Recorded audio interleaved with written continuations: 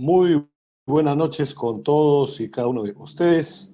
Estamos nuevamente reunidos gracias a Sofía, Escuela de Posgrado, y a nuestra plataforma Zoom, y al auspicio de la firma Willy Ramírez Abogados. Esta noche tenemos la grata presencia de nuestra amiga y gran colega Aline Cardín Alves, desde la hermana República de Brasil, desde Brasil, y nos expone el importante tema Ley María da Peña y la Convención de los Derechos Humanos. Me voy a permitir dar breve lectura a la síntesis de la hoja de vida de nuestra expositora en esta importante conferencia. Aline Cardín Alves es maestra en Derecho Constitucional por el Centro de Posgraduación de la Institución Toledo de Ensino, de Bauru. Especialista en Derecho Constitucional por la Universidad degli Studi di Pisa, en Italia. Licenciatura en Ciencias Jurídicas y Sociales por la Institución Toledo de Ensino de Bauru. Investigadora del Centro Universitario de Sistema de Derecho Constitucional de Garantía de los Derechos Fundamentales. Asociada al Consejo Nacional de Investigación y Posgrado en Derecho. Miembro del directorio Institución Brasilera de Derecho de Familia. Asociada al Instituto de Derecho Procesal Civil. Secretaria adjunta de la Asociación Mundial de Justicia Constitucional, miembro adjunto de la Asociación Argentina de Justicia Constitucional y miembro de la Asociación Colombiana de Derecho Procesal Constitucional, miembro honorario del Centro Iberoamericano de Investigaciones Jurídicas y Sociales, socia fundadora en la empresa Cardín Advocacia y Consultoría, y además es profesora universitaria y autora de diversos artículos, conferencista nacional e internacional. Es un verdadero honor, es un verdadero privilegio y un verdadero placer tenerte de vuelta en esta tu casa, Aline. Adelante, por favor. Hola, buenas noches a todos. Para mí, una enorme satisfacción estar acá de nuevo para compartir con ustedes y aprender también, siempre, un poquito de este intercambio que es muy, muy importante en esta época para compartirmos conocimiento y dialogar sobre temas de muy relevancia en toda la América Latina. Para mí, un agradecimiento muy especial al Dr. Willy Ramírez y la Escola de Posgrado Sofía por la invitación de nuevo para estar acá con ustedes. Como disse, para mí es un honor, una alegría. Y también un agradecimiento especial a la doctora Isabel, a qual ambos, tanto o Dr. William quanto a doutora Isabel, ao qual guardo minha admiração por sua trajetória acadêmica, em nome do qual saludo a todos os colegas, alunos e demais participantes desta noite. Hoje, me gostaria falar com vocês sobre um tema de grande importância em Brasil e creio que em el mundo, não limitando a América Latina, que é a Lei María da Penha e a Convenção de Direitos Humanos. Para iniciar nossa charla, nosso diálogo de hoje, queria contar para vocês, narrar a vocês a história da María da Penha.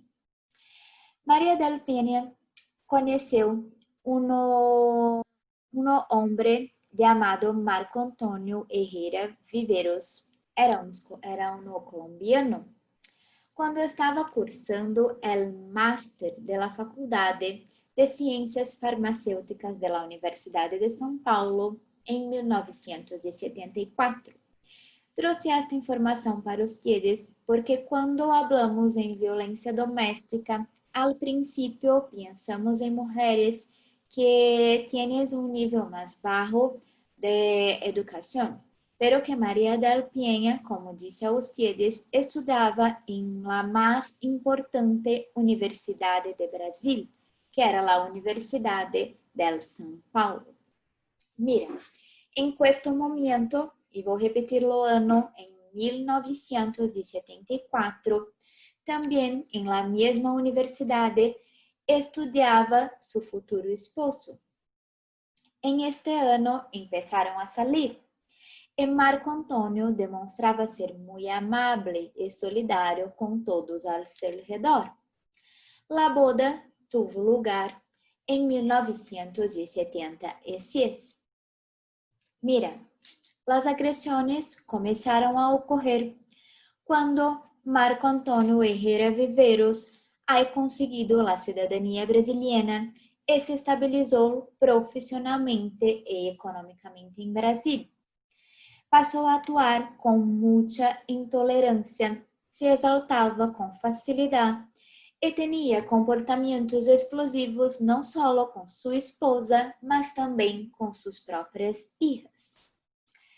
Voy a resaltar para ustedes siempre las datas de los acontecimientos porque es importante para que tengamos un marco temporal. Lo crime que ha cometido Marco Antônio Herrera Viveras ocorreu em 1983. Em 1983, Maria del Piña foi vítima del duplo intento de feminicídio por parte del Marco Antônio Herrera Viveros.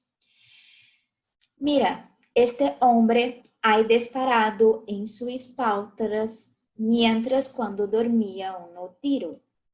Com o resultado de esta agressione, Maria del Piña quedou paraplégica devido a lesões irreversíveis e a terceira e a quarta vértebra torácica. Ha sofrido de lacerações em la dura madre e destruição de um terço de la medula a la esquerda. Se inclui outras complicações físicas e também muitos traumas psicológicos. Sin embargo, Marco Antônio declarou à polícia naquele momento que tudo havia sido um intento de roubo, versão que posteriormente foi desmentida por la perícia. 4 meses depois, Maria del Piña volveu para sua casa, depois de fazer muitas cirurgias nacionais e internacionais, e Marco a mantivo em prisão privada durante 15 dias e a intentou eletrocutá-la em la ducha.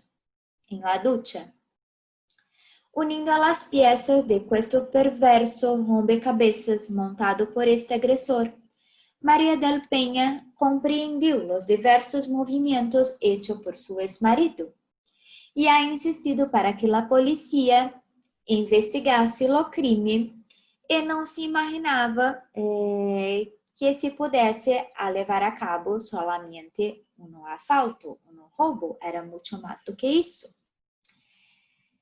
Miren que naquela época, muitos anos atrás, as mulheres haviam seu patrimônio administrado pelos homens. Era uma questão muito comum, muito cultural em la década de 80. Mira que Marco tinha diversas procurações que autorizava atuar em seu nome, que também em aquela época em Brasil, se a mulher deixava sua casa, poderia ser acusada de abandono do lar e também poderia perder a custódia de seus filhos. Mira que Maria del Piña teve que pensar muito antes de levar adelante a decisão de punir este agressor, porque tinha que contar com a ajuda de familiares e também que a justiça acreditasse em sua versão, porque se deixasse sua casa, poderia inclusive perder a custódia de seus filhos. Mira que consciente de esta grave situação, a família e os amigos de Maria del Piña conseguiram dar-lhe o apoio jurídico e procuraram sua saída de casa sem que ela poderia constituir o abandono e também permitir que permanecesse com a custódia de suas hijas. Mira, e como ha se enunciado a luta por la justicia. Se não bastasse os horríveis intentos de assassinato, como estava dizendo a ustedes, suportado por esta mulher, ela todavia tuvo que lutar durante quase 2 décadas, 19 anos e 6 meses, para ver seu agressor condenado. As investigações policiais começaram em junho de 1983, sendo a denúncia apresentada pelo membro do Ministério Público em Brasil solamente em setembro de 1984. A próxima violência que ha sofrido Maria del Piña depois do crime cometido contra ela foi por parte do Poder Judicial brasileiro.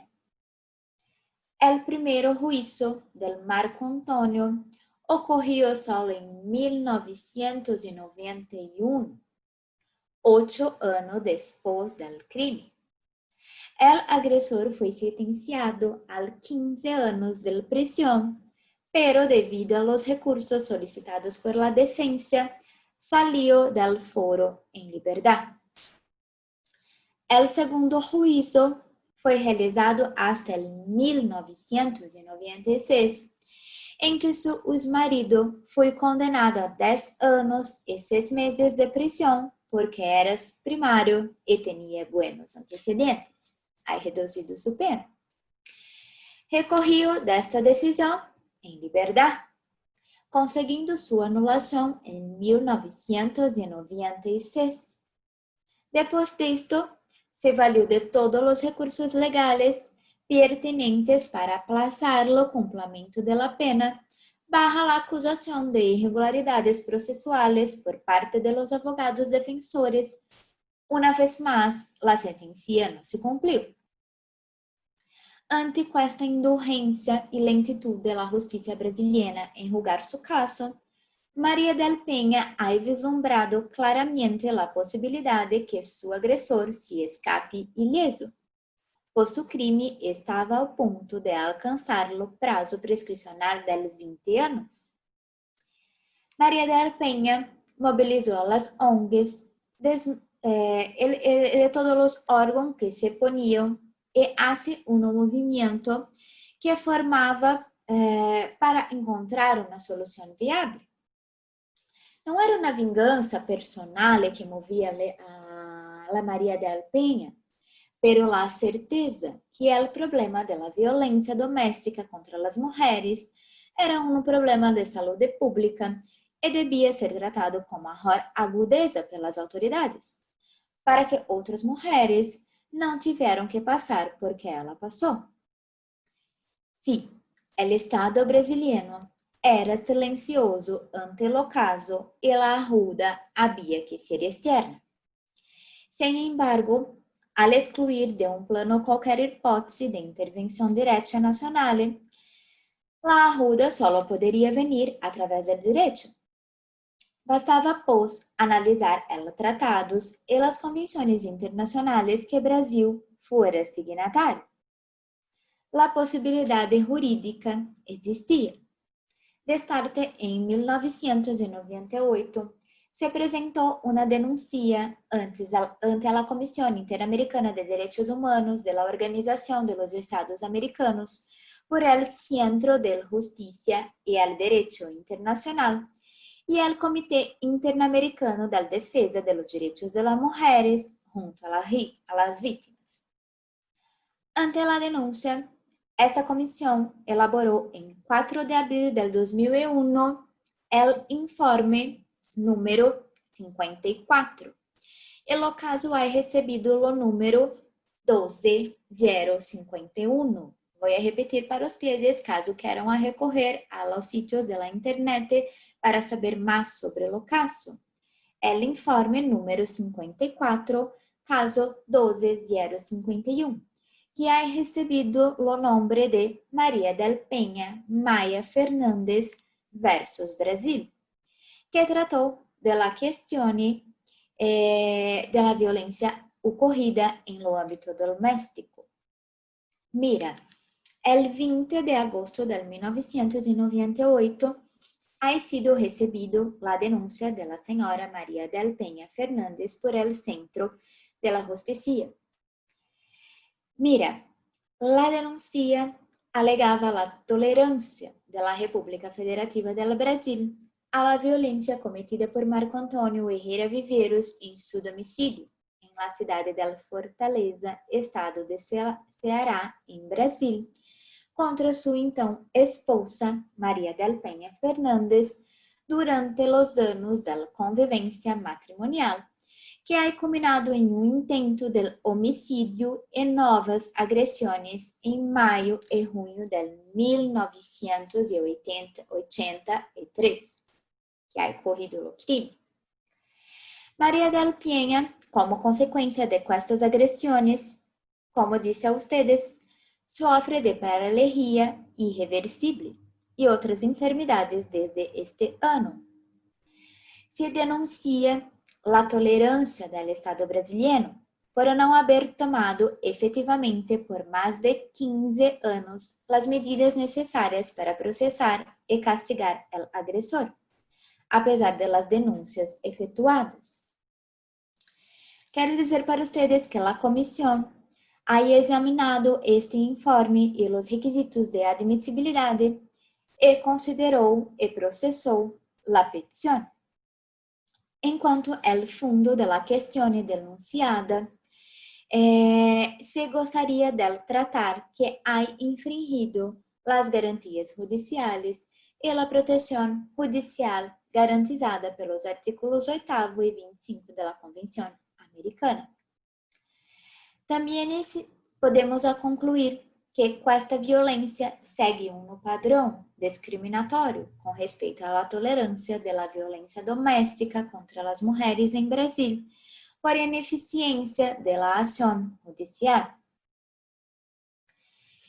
Sin embargo, incluso frente a litígio internacional que planteava uma questão de grave violação de direitos humanos e deveres protegidos por documentos que o próprio Estado brasileiro havia firmado, como a Convenção Americana dos Direitos Humanos, como o Pacto de São José de Costa Rica, como a Declaração Americana de los Direitos e Deveres del Hombre, como a Convenção Interamericana para prevenir, castigar e erradicar a violência contra a mulher del Belém de Pará, como a Convenção sobre a Eliminação de todas as formas de discriminação contra mulheres, e etc, etc, etc.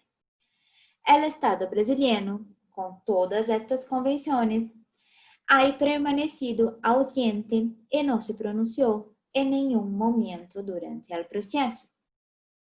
Então, em 2001, e depois de recebido 4 cartas da Comissão Interamericana de Direitos Humanos de 1998 a 2001, silenciado ante as denúncias, o Estado foi responsabilizado por negligência, omissão e tolerância em relação com a violência doméstica praticada contra as mulheres brasileiras.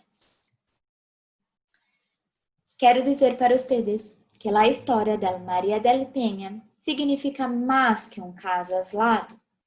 É exemplo do que ocorria em Brasil, sistematicamente sem que os agressores foram castigados. Foi assim que a Comissão Interamericana de Direitos Humanos ha editado algumas das recomendações ao Estado brasileiro. E vou dizer de forma muito resumida para vocês. A comissão ha orientado ao Brasil que deveria fazer de forma rápida e efetiva o processamento penal do responsável pela agressão e intento de homicídio em prejuízo à senhora María del Peña Maia Fernández. Também o Estado brasileiro deveria levar a cabo uma investigação séria, imparcial e exaustiva a fim de determinar a responsabilidade por las irregularidades e los retrasos injustificáveis que haviam impedido o processamento rápido e efetivo do responsável. Assim, também deveria adotar medidas administrativas, legislativas e judiciais competentes com o caso. Sem prejuízo, deveria adotar ações que pudessem empreender contra o responsável civil da agressão. Estas medidas seriam necessárias para que o Estado garantisse à vítima uma adequada reparação simbólica e material por las violações acá descritas que estamos falando, particularmente por sua incapacidade de oferecer um recurso rápido e efetivo, por manter o caso, como disse para ustedes, impune por mais de 15 anos, e por impedir com todo este retraso a possibilidade oportuna de uma ação de reparação civil por conta do prazo prescricional. Mira, também a Corte Interamericana de Direitos Humanos ha recomendado que o Brasil intensificasse no processo de reforma, que evitasse a tolerância estatal e o trato discriminatório com respeito à violência doméstica contra as mulheres em Brasil. E em alguns pontos há sugerido de forma muito pontual que Brasil adotasse medidas de capacitação e sensibilização de los funcionários judiciais e policiais especializados para que compreendam a importância de não tolerar a violência doméstica.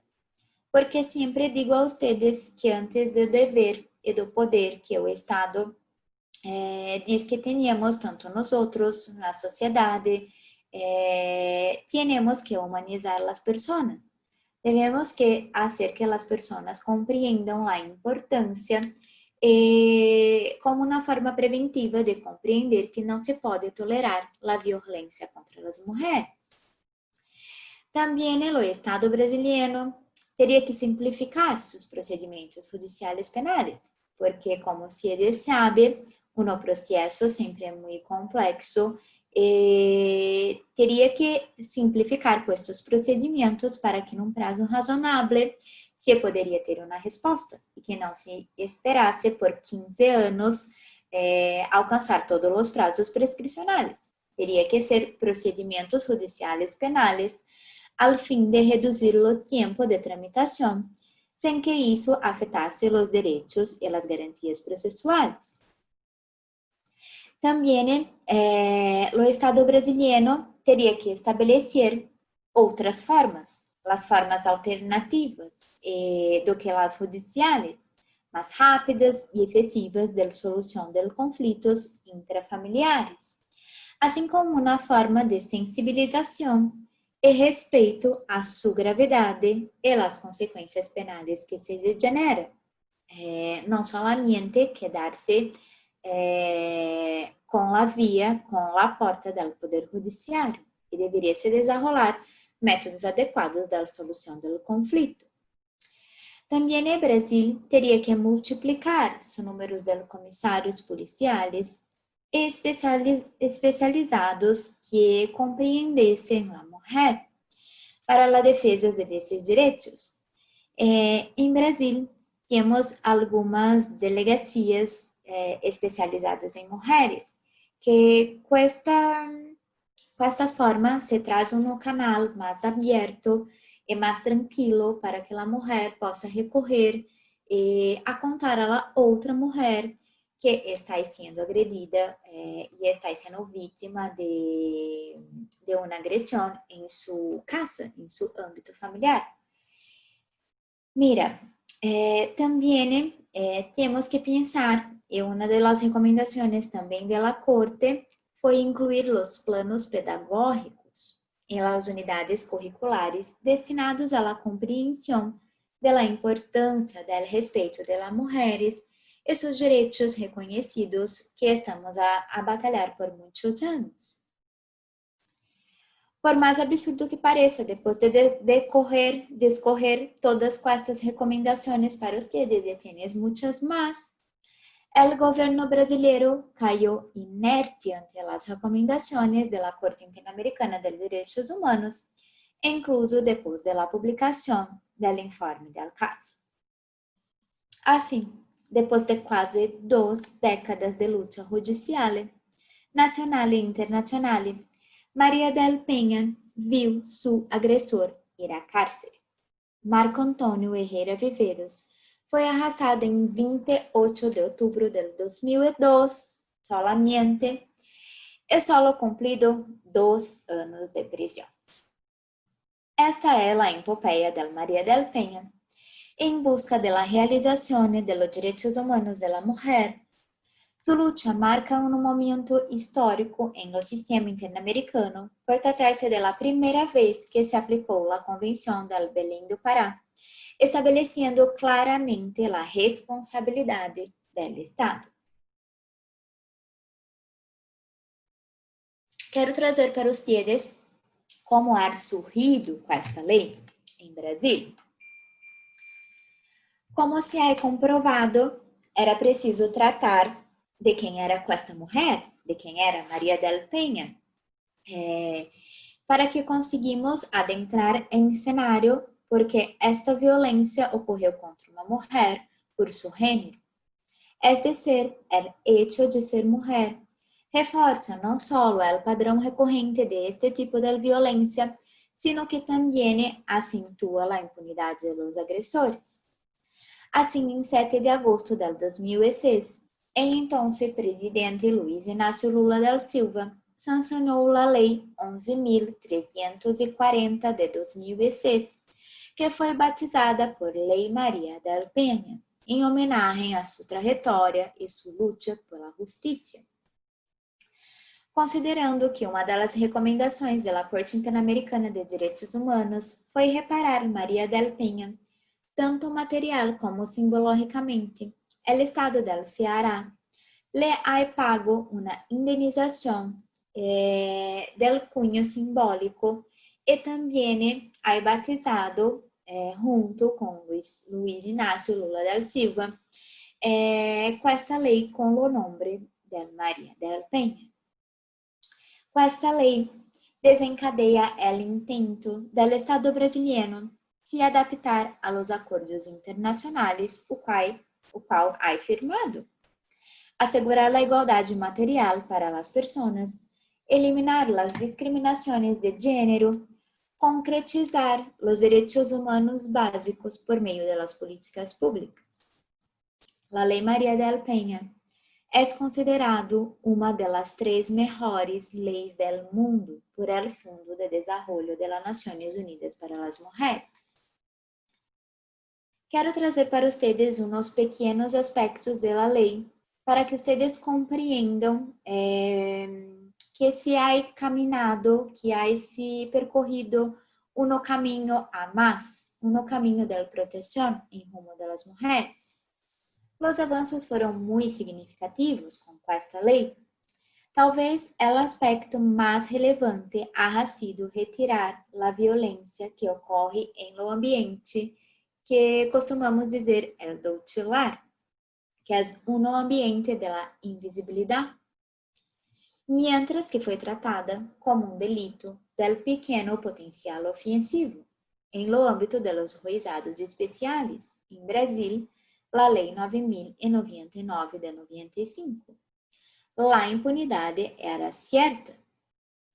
Os acordos e transações eram impostos à vítima e a vítima se quedava a aceitar porque muitas vezes as mulheres não tinham qualquer tipo de forma de se sustentar, não tinha plata para se sustentar de forma solo e acabava que haciendo um acordo porque não tinha como se recorrer à vida solita. A Lei Maria del Penha, de forma expressa, se proíbe a aplicação da pena pecuniária, multa ou entrega de uma cesta básica. Não se pode fazer com este tipo de transação, com este tipo de acordo, sendo agora permitida a prisão preventiva do ofensor. Para o reconhecimento da violência como doméstica, como estava dizendo a vocês, o legislador se preocupou em delimitar seu alcance. Primeiro, define o que é uma unidade doméstica. E digo para vocês que é um espaço de convivência permanente de pessoas com ou sem vínculo familiar, incluso esporadicamente os agregados. Logo, se estabelece que a violência passa a ser doméstica quando se pratica. E são três coisas que temos que observar.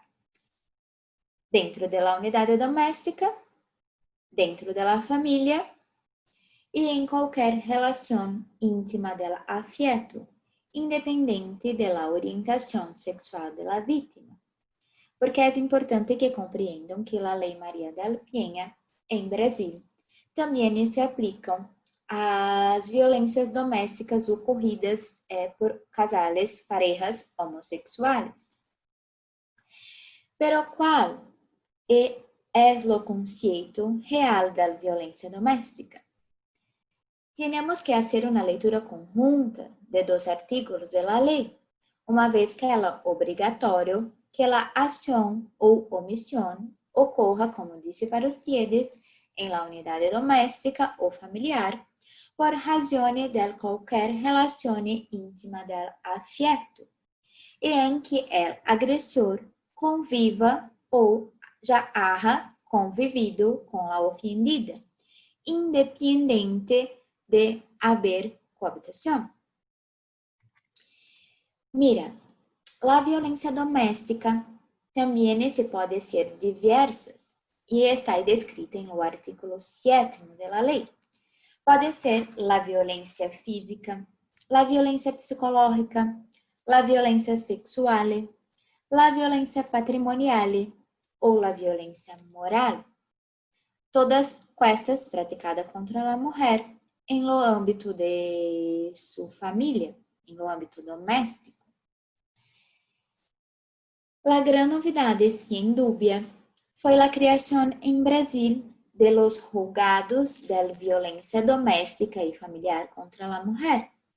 Mira que há um pouquito de tempo atrás estava dizendo para vocês que este tipo de agressão era julgada pelos juizados especiais civis, uma lei muito célere, muito rápida, que se podia fazer acordos e transações, também trazendo impunidade ao agressor. Pero que a maior novidade foi criar os julgados da violência doméstica e da mulher, que também são juizados especiais civis, pero que especializados contra a violência contra a mulher, que têm a competência civil para tratar de casos como determinação do pago da pensione, a custódia de los hijos e também a natureza criminal para a punição de los agressores. Sin embargo, o problema se há que a lei ha imposto obrigatoriamente a instalação desses juizados especializados, mas nem sequer se há fixado prazos para seu funcionamento. E como em todos os países da América Latina, sabemos que os recursos, la plata é pouca e não se tem muitos desses centros em Brasil, pero que se está caminhando em pasitos pequeninos para a criação de um ambiente mais adequado para julgar com estas causas. Um aspecto importante também é que se há devolto à autoridade policial a prerrogativa investigadora e lhe corresponde instalar uma investigação policial. A vítima sempre deve estar acompanhada de um advogado, tanto em la fase policial como en fase del juízo. E se não tienes plata para pagar a ser o pago de um advogado particular, se há garantizado o acesso de los serviços do advogado público conveniado sem custo algum. El juiz também poderá encaminhar a mulher e os hijos a refúgios seguros, garantizando o mantenimento do vínculo de emprego Además, también puede determinar el alejamiento del agresor de la casa, impedindo que ela se acerque de la casa, selar su contato com a família, fijar alimentos. Mira, todas as medidas para a proteção da mulher, para que a mulher não se retrate da denúncia. Del ofício também o juiz, em casos mais graves, que se verifica uma possibilidade de risco à vida da mulher ou dos filhos, pode adotar medidas que hagam cessar a violência. Para a proteção de los bienes, por exemplo, de las parejas, é possível suspender o poder otorgado ao agressor e anular a venda de bienes comuns. Com esta atitude se ha preservado o patrimônio da mulher. Mira, uma das coisas que para mim é mais importante é o artículo 25 da Lei Maria del Peña, pois permite ao juiz determinar a assistência obrigatória do agressor ao programa de recuperação e reeducação. Porque por mais que tenhamos as penas de la mais branda, la mais grave, temos que pensar em la recuperação de este agressor. Talvez seja a medida mais eficaz para proporcionar cambio do comportamento de quem não entende o caráter criminal de seu atuar. No obstante, para o cumprimento de esta determinação judicial, é necessário que ditos espaços de recuperação e reeducação existam. E estes espaços também sofrem os mesmos problemas de las criações de los juizados especializados para julgar os casos contra as mulheres, porque tem que ter uma assistência financeira de investimentos por parte do Estado. Como estava dizendo para vocês, e é muito comum que quando falamos em violência, solamente pensamos em la violência física, pero que la violência pode ser física, sexual, psicológica, moral, patrimonial. Quando estamos falando da violência física, é entendido como qualquer conduta que ofenda sua integralidade ou saúde corporal. Incluso as lesões leves cometidas em âmbito doméstico se consideram delitos del pequeno potencial ofensivo. Uma coisa que é muito importante, como disse para vocês, é que a mulher, uma vez que hace a denúncia, não se pode mais fazer sua retratação, porque a natureza de esta ação é uma ação pública incondicionada, onde não se pode mais a desistir.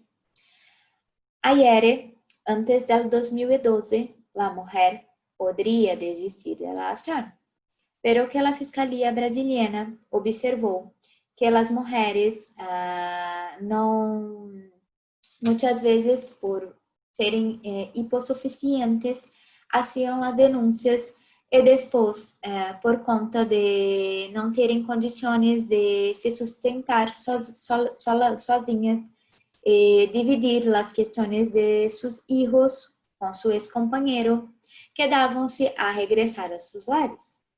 Pero que os agressores se podem, de uma forma mais firme,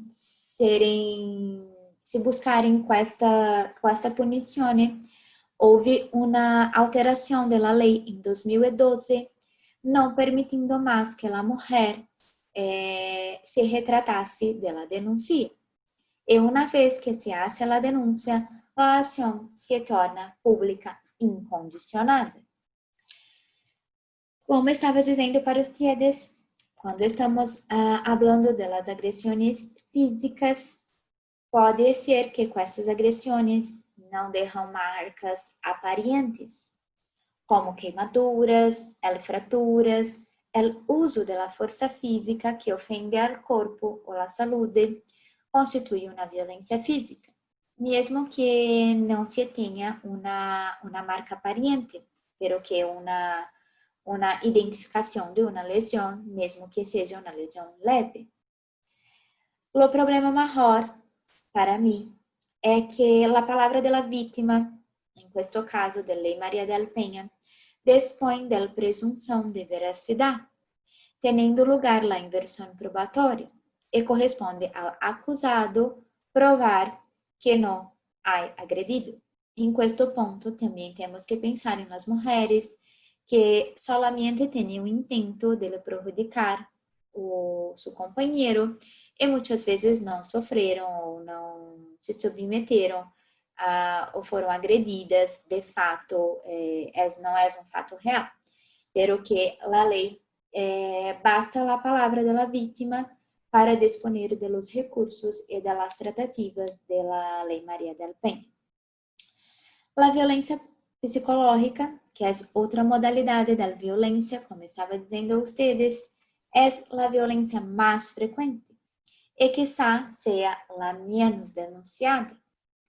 A vítima a menudo nem se dá conta que as agressões verbais, os silêncios prolongados, as tensões, as manipulações, os derrejos configuram uma violência que também está protegida pela Lei Maria del Penha. A proteção legal se protege também a autoestima da mulher. A violência psicológica da vítima consiste em estas agressões emocionais, que, ao meu ponto de vista, são mais graves até mesmo do que a violência física. A outra forma da violência que quero trazer para vocês é a violência sexual. Os delitos contra a liberdade sexuales cometidos contra as pessoas de identidade feminina em lo âmbito das relações domésticas e familiares ou de toda e qualquer relação que tenha vínculo de afeto, desde que em âmbito familiar, el agente se submete a las medidas de la protección de la Ley María del Penha também, todo e qualquer delito contra a liberdade sexual. Outro tipo de violência é a violência patrimonial, identificada como subtração de valores, direitos e recursos econômicos destinados a satisfazer a necessidade das mulheres. Com este conceito, se ajusta, por exemplo, no impago de alimentos. Dejar el alimentante de atender a obrigação alimentar quando dispone de condições econômicas, además da violência patrimonial. Em Brasil, esta omissão se tipifica como delito del abandono material, tipificado pelo Código Penal em seu artículo 24. E o último tipo de violência também que se refere à lei é a violência moral. A violência moral se estendida como qualquer conduta que constitui uma calúnia, uma difamação ou uma injúria. A violência moral é sempre uma afronta à autoestima e ao reconhecimento social da mulher, apresentando-se em formas de desqualificação, inferiorização ou até mesmo uma forma de ridicularização do elemento da mulher. Frente às novas tecnologias que estamos hoje, do WhatsApp, do Facebook, do Instagram, a violência moral ha adquirido novas dimensões. Pode ser consideradas também as ofensas em espaços virtuais e as redes sociais, que é muito comum, e também é passível de punição criminal e também em âmbito civil, por meio de indenizações em Brasil. De modo geral, a violência psicológica e a violência moral dão lugar também às reparações civis em Brasil. Mira, como disse para vocês, esto é um reconhecimento nacional e internacional da luta de Maria del Penha. Maria del Penha conta sua história de vida e alerta sobre a violência doméstica e familiar contra a mulher, hoje em Brasil, por meio de charlas, seminários, entrevistas, por meios televisivos. É uma mulher muito atuante em prol do desenvolvimento de todos estes direitos que há se alcançado com a implementação desta lei em Brasil.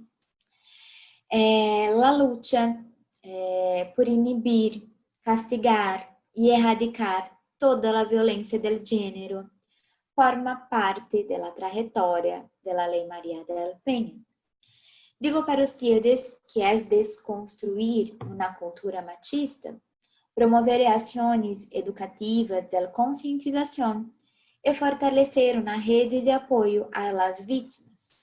E o único caminho possível para que as mulheres realizem todas suas potencialidades e garantizem sua participação na vida social, a inserção no mercado de trabalho, o respeito, a dignidade e a justiça, é por meio de estes espaços de diálogo que podemos falar abertamente sobre as situações de gênero, a situação de vulnerabilidade, que apesar de estarmos muito avançados em muitas coisas, que as mulheres continuam a sofrer. E para encerrar minha apresentação de hoje, quero deixar uma frase para vocês, uma reflexão, uma ideia, um pensamento, para que todos nós outros, focados em âmbito acadêmico, podemos desenvolver com este tema, sempre com muita sabedoria. É um tema muito profundo e muito delicado. Por elas e todas, por todas elas, por todos nós outros, por uma vida livre da violência. Muitas graças a todos. Um saludo especial do Brasil. Muchísimas gracias por tan brillante exposición, Aline. Bueno, de verdad es aleccionador, ¿no? Esta ley tiene un alcance global y es lo que ha sentado las bases, en realidad, para tan importante tema.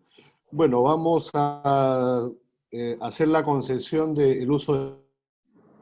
Si hubiera alguna pregunta, alguna inquietud, hacerlo de la forma de en la parte inferior derecha de levantar la mano, o pueden hacerlo también mediante chat. Ahí vamos a estar atentos, por favor.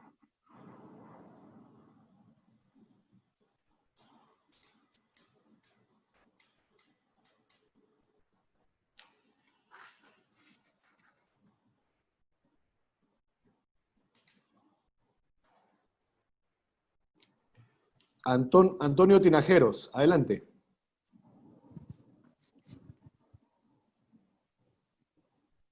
Buenas noches, ¿me escucha?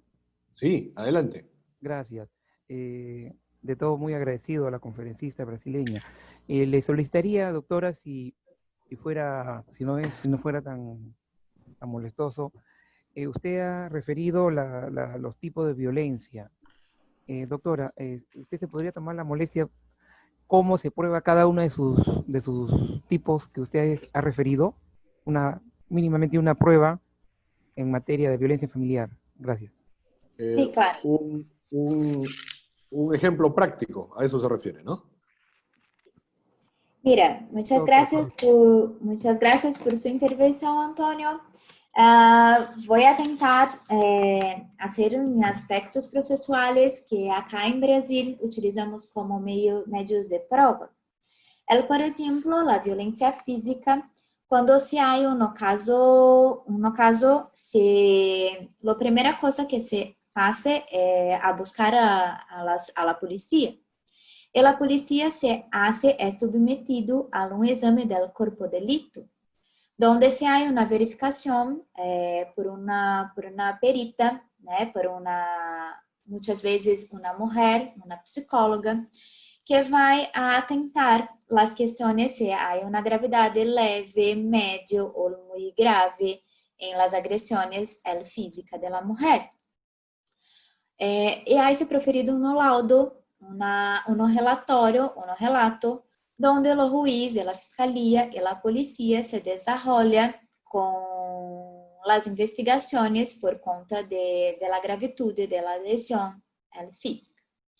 Quanto à questão psicológica, los juez ha encaminado hacia una pericia psicológica por medio de la perita forense, que vai averiguar as questões e a forma com que esta mulher está quedando em seu ambiente doméstico. Também é por meio das mensagens de WhatsApp, por exemplo, que hoje já se ha permitido, que são meios válidos da prova. E sempre há uma recomendação acá em minha oficina, que quando se tem com essas agressões psicológicas por meio de WhatsApp, você vai a um notário, você vai a um cartório e se hace uma ata notarial, onde se possa transcrever todas estas agressões para que se possa se utilizar como meio de prova. E a violência sexual também se pode fazer um exame. E quando se há este tipo de agressão física, a perita ha questionado, ha perguntado à mulher se há indícios da violência psicológica, podendo fazer um exame específico para esta prova. A violência patrimonial podemos provar, por exemplo, como o impago de alimentos, a recusa do ex-companheiro de pagar alimentos a sua esposa, ou até mesmo a seus filhos, ou até mesmo a ter uma procuração para atuar em seu nome próprio e quedar-se a vender, a fazer as ventas de todo o seu patrimônio sem ela consultar a mulher. E se faz um panorama da situação econômica da mulher antes da agressão, las condutas abusivas de aquele homem de fazer las ventas e desviar o dinheiro, por exemplo, para as outras coisas que não seja para o âmbito familiar, que não seja para a construção do patrimônio em âmbito familiar. E a violência moral, como estava dizendo para vocês, é uma ausência do reconhecimento social. Por exemplo, se pode aprovar também por meio da testemunha. Muitas vezes estamos em um local aberto ou até mesmo em uma festa da família e as parejas começam a fazer ofensas verbais ou até mesmo morais uma contra outras. E neste momento, se podemos fazer uma prova, por exemplo, por meio de testigos. Podemos utilizar com estas pessoas para ir ao juízo e fazer seu depoimento por meio da prova, em Brasil chamamos da prova testemunhal, que seria o uso do depoimento de testigos, para fazer a prova de que esta violência moral ocorria em um ambiente familiar. E também podemos fazer prints das redes sociais, por exemplo, quando as parejas começam a fazer ofensas uma contra outras. Por exemplo, a dizer coisas malas, a dizer que não é boa em seu trabalho, ou até mesmo que o lugar da mulher haciendo em la cocina, como este tipo de situações que possam levar o juízo a acreditar que existe uma violência moral em este âmbito familiar. Esto seria mais ou menos um exemplo de cada situação para que hacíamos a prova em la necessidade de utilização da Lei María del Bien. Muy bien. Mirta Espada, adelante. Por Gracias. Gracias, Antonio. Muy buenas noches. Excelente.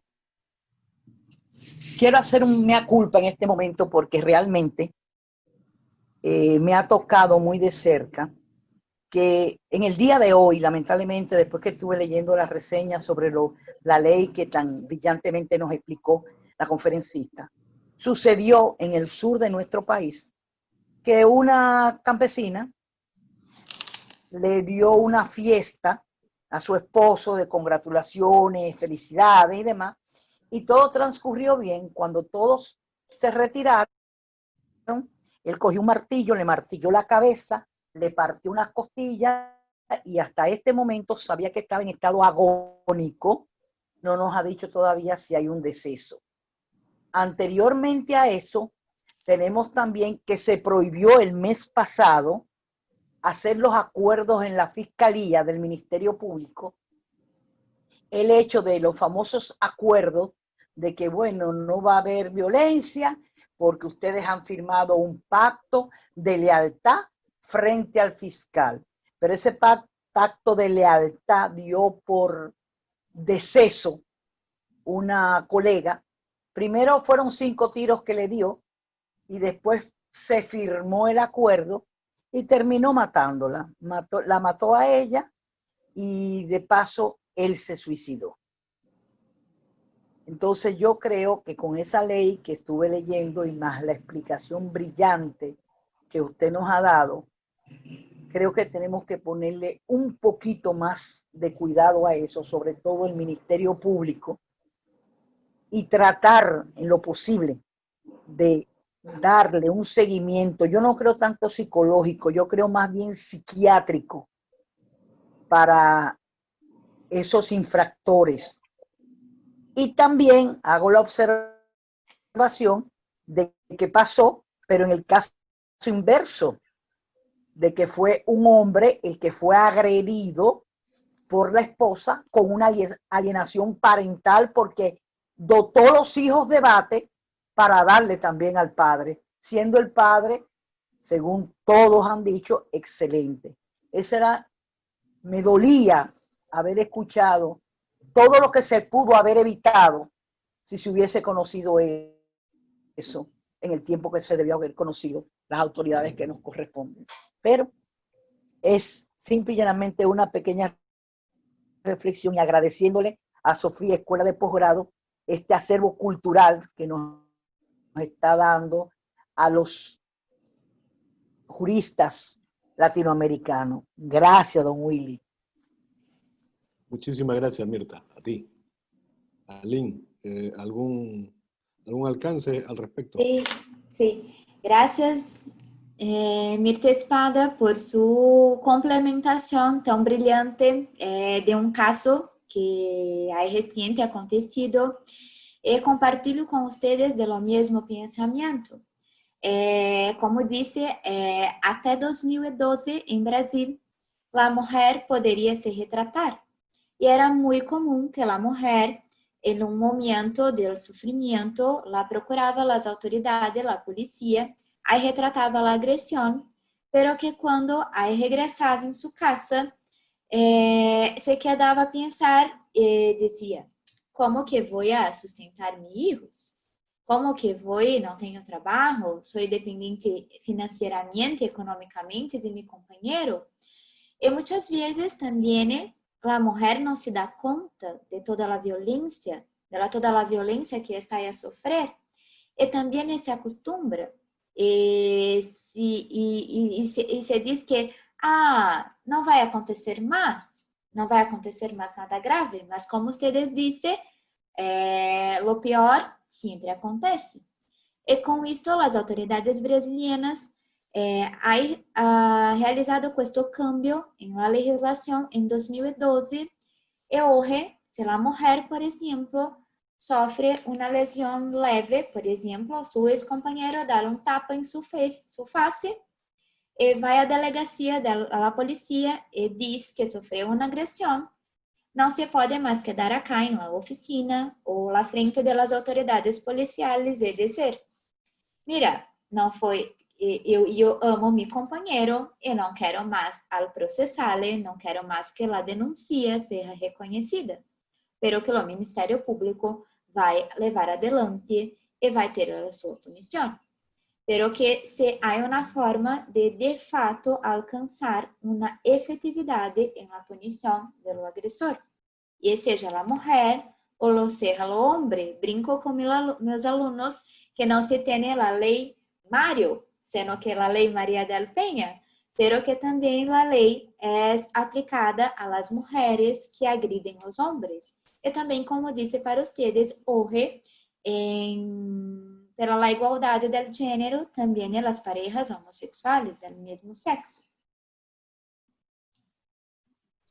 Bien, bueno, esta ley, como he mencionado hace un instante, ha revolucionado el mundo entero y es un referente y ha sido adoptada por casi todas las naciones del mundo también. Pero yo le voy a dar un pequeño giro al tema y voy a ir hacia el lado de las políticas públicas.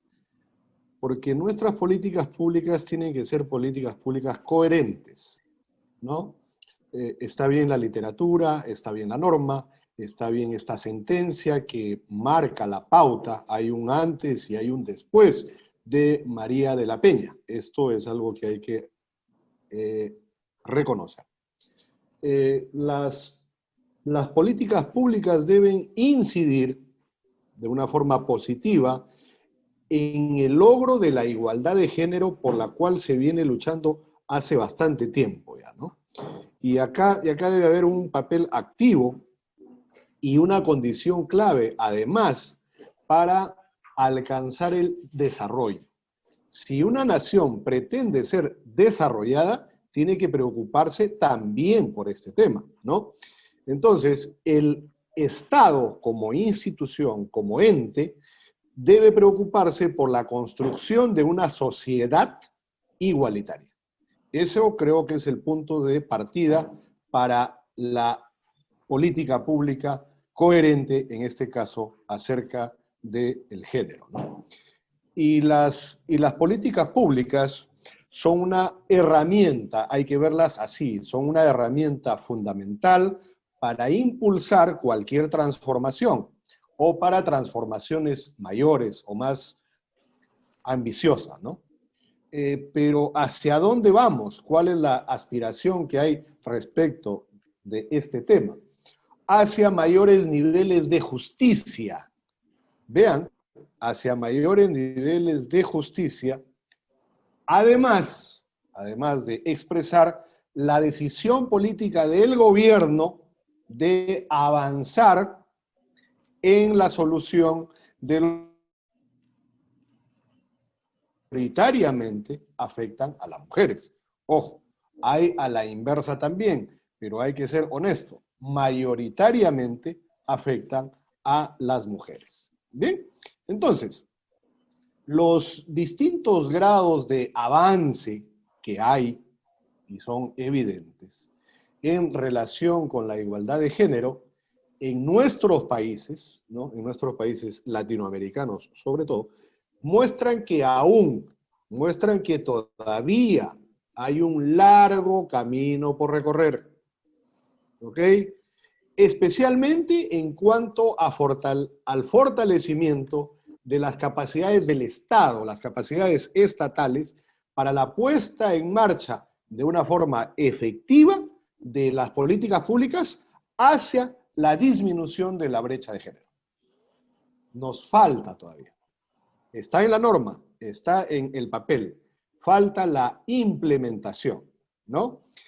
Y para ello debemos identificar, o mejor dicho, hacer la identificación de las políticas públicas de igualdad de género de carácter redistributivo, porque de eso se encarga una política pública, de atender a todos, la redistribución de la riqueza, ¿no? Pero también de reconocimiento y de representación. Hay que reconocer y hay que representar en una suerte de esfuerzo para relevar todas las iniciativas del Estado que se orientan hacia ese fin, ¿no? A enfrentar la injusticia o las injusticias y a mejorar la situación de las mujeres en las distintas áreas de desarrollo, no solamente en el hogar, en el trabajo, en el estudio, en la escuela, en la sociedad en general, ¿no? De manera de hacer posible su autonomía y la garantía de sus derechos humanos, que es lo que nos convoca esta noche precisamente, en contextos de plena igualdad. Eso es hacia lo que se aspira, ese es el estado ideal de las cosas, ¿no? Ahora, ¿qué hacer nosotros como sociedad civil?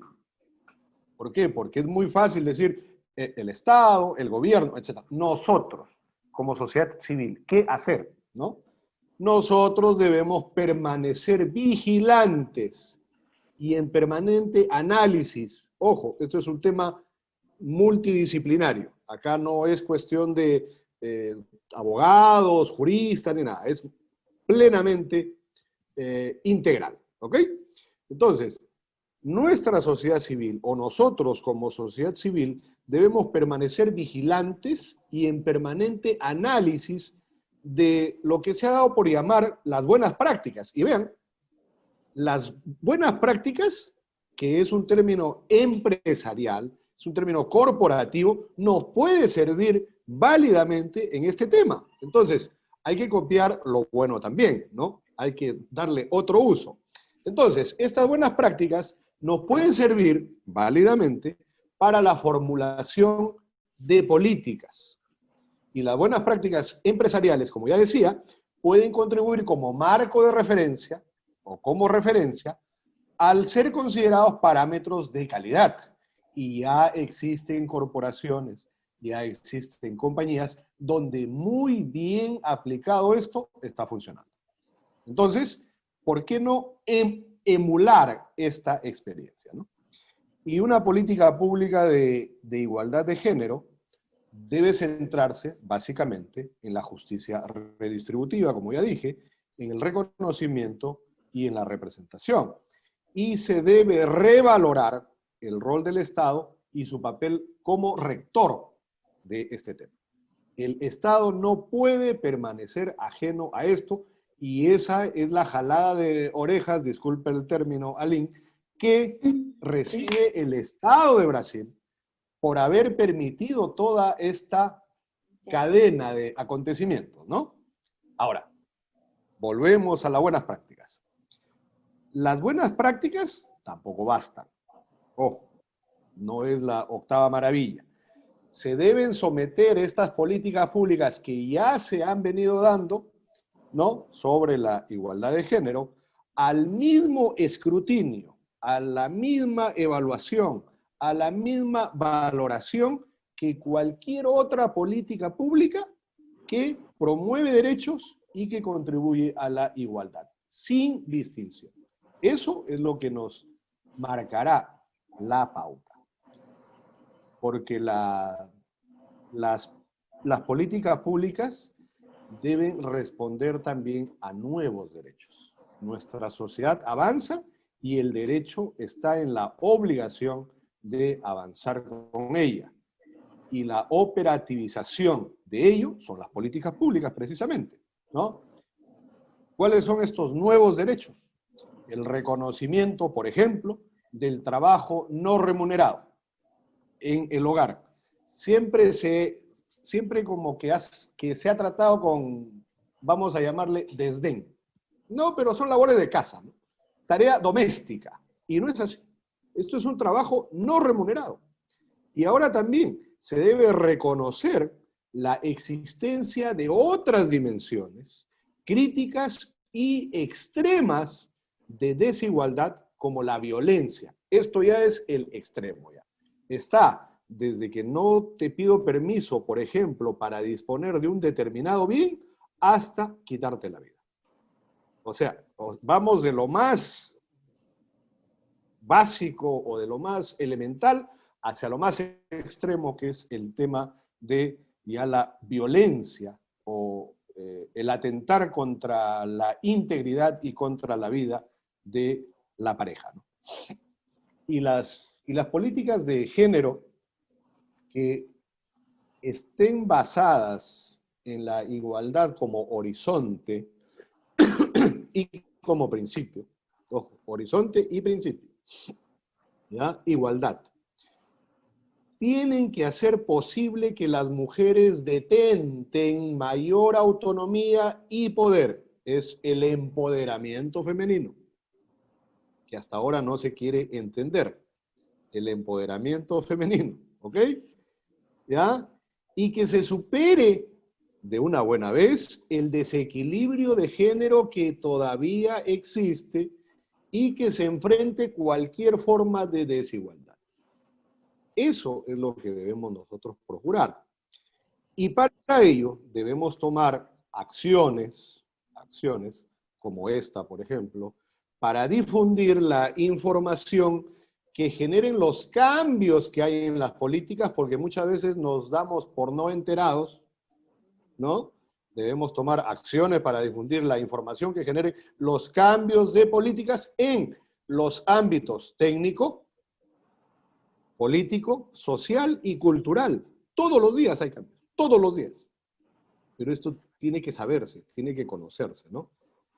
Y esto nos permitirá elaborar nuevas categorías de análisis, a la vez el tema del feedback y la retroalimentación, nuevas categorías de análisis que nos permitan ya responder a los desafíos de que implica la transformación de las situaciones existentes, lamentablemente, de injusticia de género. ¿Y cuál sería la mayor aspiración o la más grande aspiración? Igualdad entre hombres y mujeres. No se pide otra cosa.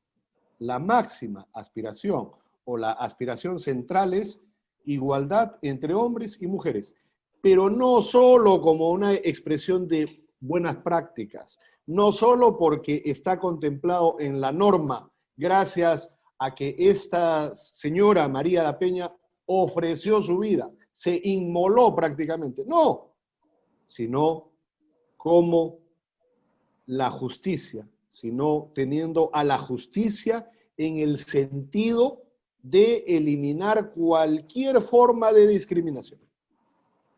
La justicia es el eje central de todo esto. Y finalmente podría decir que las políticas públicas, que más allá de ser redistributivas, deben conjugar el reconocimiento y la representación, insisto con ello, y lo que las convierte en experiencias inspiradoras de nuevas y mejores políticas públicas,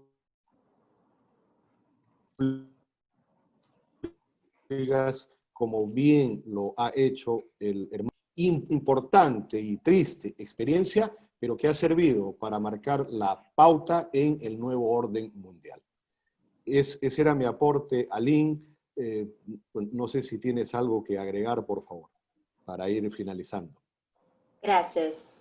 Gracias, doctor Ramírez, siempre muy puntual, muy asertivo en sus cuestionamientos, porque es una cuestión muy peculiar, porque en nuestros países, donde tenemos un desarrollo muy comprometido por parte de nuestro Estado en la fiscalización de las políticas públicas, también siempre digo que no se basta criar una política pública, pero que se não hace un estudo que esta política pública de fato vai alcançar sua finalidade e hacer uma fiscalização para que se possa ter a certeza de que esta política pública está assertiva dentro do objetivo que é de fato a igualdade do gênero. Digo sempre que o Estado tem o dever e o poder de fazer e desenvolver esta igualdade. Pero que nosotros, como estábamos hablando también, tenemos que al fomentar estos diálogos y estos espacios para que podamos cada vez más hacer la humanización de las personas. Porque digo que estamos a vivir en una sociedad de cunho machista, principalmente muchas veces encontramos en ámbitos acadêmicos, em las questões de uma maioria, ainda que sejam os homens, em los advogados, em las carreiras, ainda há uma discriminação, ainda há um trato não muito igualitário, pero que temos, como disse muito bem pontuado o professor Ramírez, temos as boas práticas. E aproveitando com este gancho, gostaria de dizer que em Brasil, até 2002, por exemplo, quando se tinha uma união estável, a forma com que a justiça fazia a dissolução de esta união estável era com as regras da dissolução de uma sociedade civil, como se fosse uma sociedade, como se fosse uma prestação de serviço da mulher para o homem. Espero que la cultura haya cambiado e se ha entendido que é necessário trazer esta igualdade em las decisões, em los entendimentos. Hoje em Brasil não falamos mais em direito da família, pero que direito das famílias, porque toda e qualquer forma que haja um vínculo del afeto se pode ser considerada família e tem que ser tratada por igualdade de gênero.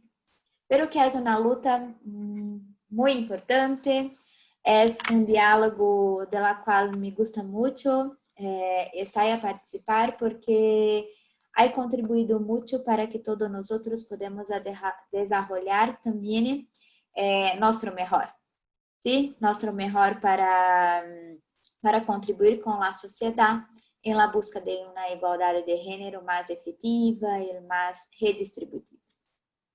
Muy bien. Bueno, ha sido una brillante jornada y la estrella, obviamente, ha sido Aline. Nuestro reconocimiento y agradecimiento, Aline, por tan brillante exposición, por el amplio manejo del tema, y también nuestro reconocimiento a nuestros hermanos latinoamericanos que nos han acompañado esta noche, desde República Dominicana, Ecuador, Colombia y, por supuesto, Perú. Nos estaremos viendo mañana en otro importante evento y, una vez más, Aline, esta es tu casa y esperamos verte pronto. Un fuerte abrazo hasta Brasil y a todos nuestros hermanos latinoamericanos y hasta mañana a las 7 de la noche, hora de Lima. Muchas gracias. Gracias, muy amable. Hasta luego. Buenas noches.